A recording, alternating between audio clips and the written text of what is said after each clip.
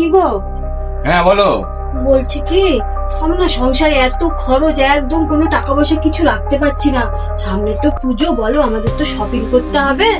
তো বলছি কি, আমি না এবার থেকে তোমাকে কিছু কিছু করে টাকা দেবো, তুমি জমাবা, হ্যাঁ? দিয়ে আমাকে পুজোর সময় সেই শপিং করে দেবে, কেমন? এই নাও, এখানে 40 টাকা আছে, হ্যাঁ? জমাবা কিন্তু। আরে হ্যাঁ হ্যাঁ ঠিক আছে। কি গো? হ্যাঁ বলো। বলছি কি, এই নাও 1000 টাকা।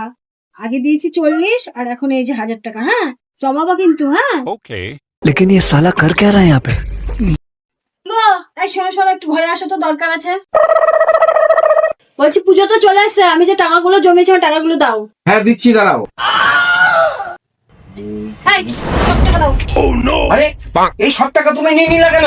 মানে আমি কত টাকা পাই? হ্যাঁ, আমি পাই, তোমাকে প্রথমে কত দিয়েছি? তোমাকে দিয়েছি প্রথমে 40, তারপরে দিয়েছি 1000, তাহলে কত হলো? 40,000 টাকা পাই, বুঝেছো?